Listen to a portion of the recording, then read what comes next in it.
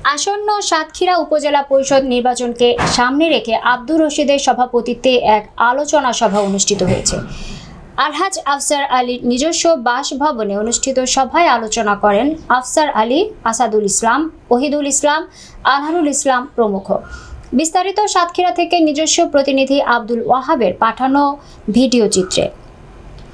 শুক্রবার সন্ধ্যা রাতে আগামী 29 মে সাতক্ষীরা সদর উপজেলা পরিষদ নির্বাচনে স্বতন্ত্র পদপ্রার্থী ইঞ্জিনিয়ার শোভন তার জন্য একযোগে কাজ করার জন্য আহ্বান জানান বক্তারা। উল্লেখ্য, সাতক্ষীরা সদরের ভোমরা ইউনিয়নের বিশিষ্ট সমাজসেবক আলহাজ আফসার আলীর একমাত্র পুত্র ইস্তিয়ার শামস শোভন সবার দোয়া প্রার্থী। উপজেলা পরিষদ নির্বাচনে আমি ভাইস চেয়ারম্যান পদে নির্বাচন করার জন্য অনেক করেছি। আসলে আমার আব্বার নির্বাচনে কি হয়েছে না হয়েছে সেটা আমি পরের দিনে ভুলে গিয়েছি।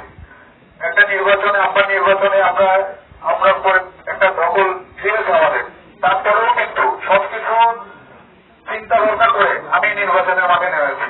কারণ কি, আমি এই নির্বাচনে আব্বার নির্বাচনের সময় আমি যে জিনিসটা সবচেয়ে বেশি উপলব্ধি করেছি, আজকে আমাদের যে সমাজ ব্যবস্থাটা পিছিয়ে আছে আমাদের মধ্যে কিছু ছেলে মেয়েদের জন্য, যারা শিক্ষিত একটু ভালো অবস্থায় যাওয়ার পরে তারা গ্রাম থেকে শহরমুখী হয়।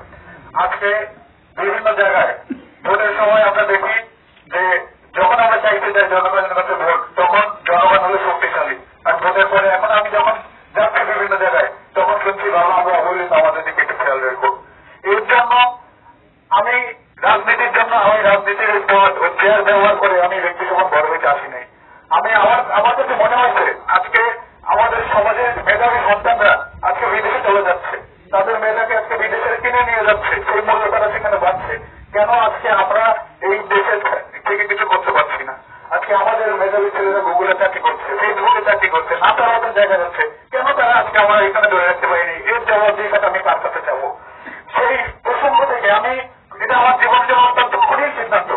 এই আরামাইশের জীবন রেখে এই জীবনে আসাটা আমার জীবন কঠিন সিদ্ধান্ত, কিন্তু কঠিন সিদ্ধান্তটা আমি এই মুহূর্তে নিতে বাধ্য হয়েছি। কারণ যদি 5 বছর 10 বছর পরে আমি যদি বলতাম যে আমি এটা চাচ্ছিলাম, তখন আপনারা হয়তো বলতে